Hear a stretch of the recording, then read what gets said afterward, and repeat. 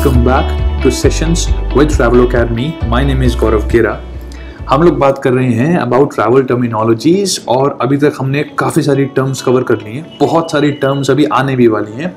तो हम लोग आज बात करने वाले हैं अबाउट टाइप्स ऑफ एयरक्राफ्ट्स कि कितने तरह के एयरक्राफ्ट्स होते हैं और उसको हम समझने की कोशिश करते हैं कि कि हम जो जिस फ्लाइट के अंदर ट्रैवल करते हैं, जिस एयरक्राफ्ट में ट्रैवल करते हैं, उस एयरक्राफ्ट का कौन सा मॉडल होता है, वो कौन सी कंपनी को बिलोंग करते हैं। बिकॉज जनरली हमें ये होता है कि हम इंडिगो में ट्रैवल करते हैं या फिर हम स्पाइस जेट में ट्रैवल करते हैं। This is like companies. इसको आप पैसे समझो जैसे आप कभी ऊबर में ट्रैवल कर रहे हो, कभी ओला में ट्रैवल कर रहे हो, कभी मेरू में ट्रैवल कर रहे हो। बेसिकली ये कंपनीज हैं जो कार जो कार रेंट करती हैं, जो आपको टैक्सी देती हैं। लेकिन वो जो गाड़ियां होती है वो खुद नहीं बनाते। वो जो गाड़ियां होती है वो या तो वो होंडा होगी या वो Hyundai होगी या फिर वो मारुति सुजुकी, वो कोई ना कोई इन्हीं कंपनीज में से एक होगी। और दूसरी बात ये कि उसके भी डिफरेंट मॉडल्स होते हैं। बिल्कुल उसी तरीके से ये जो एयरलाइंस हैं, चाहे वो स्पाइस जेट है या यूनाइटेड एयरलाइंस है या वेस्ट जेट है या फिर साउथ वेस्ट है, जितनी भी एयरलाइंस वर्ल्ड की हैं, ये एयरक्राफ्ट खुद नहीं बनाती है। इनके एयरक्राफ्ट जो है परचेज करती हैं। बहुत सारी कंपनीज है जो एयरक्राफ्ट बनाती हैं, लेकिन जो सबसे फेमस है वो बेसिकली दो एयरक्राफ्ट कंपनीज हैं।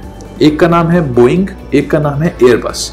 आपके सामने जो पिक्चर है उसमें आप देख सकते हैं कि बोइंग ये वाला प्लेन है और एयरबस ये वाला प्लेन है। सो बेसिकली दो कंपनीज हैं मेजॉरिटी में। मतलब अगर आप फ्लाइट में बैठे, अगर आप 10 बार फ्लाइट में बैठे हैं तो हो सकता है कि 10 की 10 बार वो इन दोनों में से ही एक कंपनी का प्लेन हो। जैसे इंडिगो है, वो एक स्पेसिफिक कंपनी के प्लेन्स खरीदती है क्योंकि उसमें मेंटेनेंस कॉस्ट वगैरह बच जाती है। बिकॉज आप एक ही स्पेसिफिक कंपनी से खरीद रहे हो। आपको अगर कुछ इंजन का कुछ पार्ट आना है या सर्विस मेंटेनेंस है, तो बेसिकली वो एक ही कंपनी के लिए ही खर्चा होता है। तो आपको पता है कि हाँ, हम एक कंपनी से ये कॉन्ट्रैक्ट उठा लेते हैं। कुछ कंपनीज हैं जो सिर्फ बोइंग से खरीदती हैं, कुछ कंपनी है जो सिर्फ एयरबस से खरीदती हैं, कुछ कंपनीज हैं, कुछ एयरलाइंस हैं जो दोनों से खरीदती हैं। बोइंग जो है बेसिकली ये एक यूएस की कंपनी है। ये इसका जो हेडक्वार्टर है दैट इज इन शिकागो। और जो एयरबस है ये यूरोपियन कुछ कंट्रीज ने मिल करके बनाया है। इसका हेडक्वार्टर जो है वो फ्रांस में है और एक जगह जो है इसकी नीदरलैंड्स में है। सो बेसिकली यूरोपियन कंपनी कह सकते हो आप एयरबस को, और बोइंग को आप कह सकते हो कि ये एक यूएस की कंपनी, एक अमेरिकन कंपनी। अगर आप देखोगे ध्यान से तो एयरबस का जो फेस है, जो हेड है, वो कुछ इस तरीके का है कि look at this is how an Airbus looks like. यहाँ पर अगर आप देखोगे तो हल्का सा एक डॉट है, मतलब एक हल्का सा इन्होंने नोज निकाली हुई है इसकी अलग से। This looks more smooth, Airbus looks more smooth over है अगर आप देखोगे। और जो बोइंग है उसमें हल्की सी एक नोजल सी निकाली हुई है उन्होंने यहाँ पे। And that is the difference between these two planes की शेप, क्योंकि इनके हर प्लेन की शेप ऑलमोस्ट सिमिलर होती है। तो कई लोग जो ट्रैवल इंडस्ट्री में बहुत पुराने हैं, जैसे कि आप गाड़ियां देखते हो, आपने गाड़ी देखी एकदम से एंड देन यू से कि ये टाटा सफारी है या ये होंडा सिटी है, ये सिविक है या फिर ये कोरोला है। So sometimes people get shock कि यार आपको कैसे पता, आपने तो गाड़ी दूर से देखी है, अभी हेडलाइट ही देखी है और उससे आप पहचान गए। तो ऐसा ही होता है कि जब आपको एक्सपीरियंस हो जाता है ट्रैवल इंडस्ट्री में, स्पेसिफिकली अगर आप एयरपोर्ट्स पे हैं, एयरपोर्ट पे काम करते हैं, तो जैसे आप प्लेन को देखते हैं आप पहचान जाते हैं कि ये एयरबस है और ये बोइंग है। और कुछ टाइम के बाद आप उसका मॉडल भी पहचान सकते हैं। देखिए जो बोइंग है वो हमेशा शुरू होता है नंबर 7 से। मतलब अगर आप देख पा रहे हैं तो 787 लिखा है, तो ये मॉडल नंबर है। मॉडल नंबर हो गया जैसे कि होंडा इज बोइंग, जैसे होंडा कंपनी है वैसे बोइंग कंपनी है। और होंडा सिटी जो है सिटी, वैसे ही इनका कोई मॉडल का नाम नहीं है बट नंबर होता है। तो Boeing 787। Same goes with Airbus. Airbus के केस के अंदर जो है वो शुरू होता है नंबर 3 से। सो अगर मैं बोलता हूँ एयरबस, तो एयरबस A380, सो वो नंबर 3 से शुरू होगा इनका एयरक्राफ्ट नंबर। सो इस तरीके से भी कई लोग पहचान जाते हैं कि अगर कोई भी एयरक्राफ्ट का जो नंबर है, इक्विपमेंट नंबर इसको कहते हैं, अगर वो 3 से शुरू हो रहा है तो वो एयरबस है, वो 7 से शुरू हो रहा है तो वो बोइंग है। और अगर मैं आपको इसको और डिटेल में लेके जाऊं, so have a look at this. इस इमेज के अंदर उन्होंने डिफरेंशिएशन दिखाया हुआ है कि बोइंग का कैसा है और एयरबस का कैसा है। This is how they differentiate, जिसकी हमें इतनी ज़रूरत है नहीं, but in case you want to see, ये है एयरबस A380। बेसिकली ये एक डबल डेकर प्लेन है। इसके अंदर 2 फ्लोर होते हैं। एक अगर आप जब नॉर्मली प्लेन के अंदर घुसते हैं, जैसे डबल डेकर बस होती है उस तरीके का है, बट ये बहुत लग्जूरियस होता है। मतलब यहाँ पर आपको बार का भी एक कॉर्नर दिखेगा, यहाँ पर आपको बहुत सारी फैसिलिटीज मिलेंगी and you will feel you are sitting in a luxurious plane.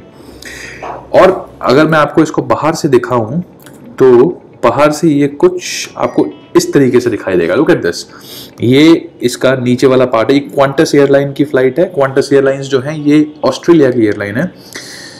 Now if you see, ये वाला है इसका ग्राउंड वाला पार्ट और ये वाला है इसका जो फर्स्ट फ्लोर या अपर डेक जो है वो ये है।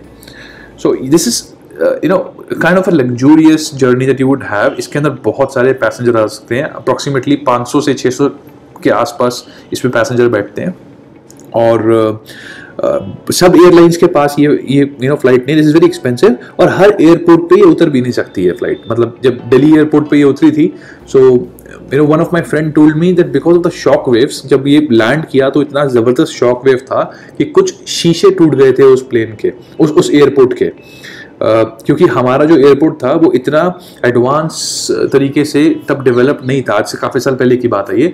I think he told me about Emirates की। एमिरेट्स ने A380 खरीदा था और जब उसने लैंड कराया दिल्ली में तब ये एक इंसिडेंट हुआ था दिल्ली एयरपोर्ट पे। तब हमने पूरा एयरपोर्ट को दोबारा से रिनोवेट किया था और डिफरेंट ग्लासेस लगाए थे ताकि वो शॉक वेव्स को संभाल पाए अगर A380 या इस साइज़ का कोई प्लेन हमारे यहाँ पर लैंड करे।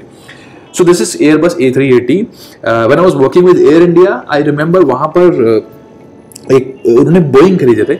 बोइंग ने ड्रीम लाइनर्स खरीदे थे। बेसिकली ड्रीम लाइनर जो है ये भी काफ़ी फेमस सेलिंग पॉइंट था। अगर हम कभी किसी कस्टमर से बात करते थे तो हम बोलते थे कि हमारे पास बोइंग है लेकिन बोइंग का ड्रीम लाइनर है।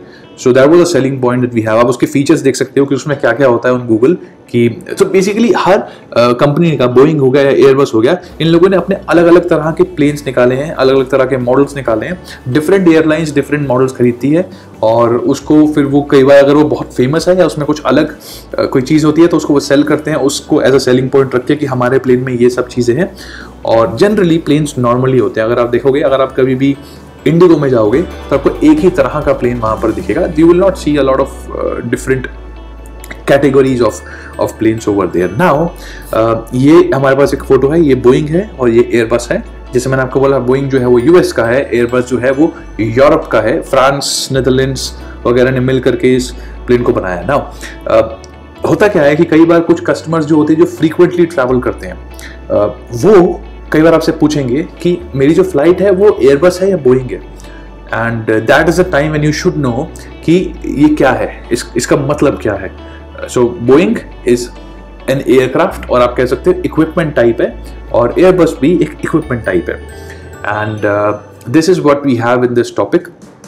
अगर आपको ये वीडियो पसंद आई हो, कुछ समझ आया हो इसके अंदर, तो आप इस वीडियो को लाइक कर सकते हो, चैनल को सब्सक्राइब कर सकते हो and you can share this with your friend.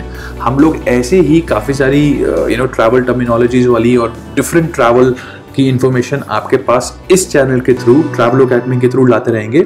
Thank you so much for watching, thank you so much for sharing the videos. I will see you in the next one. Thank you so much, bye.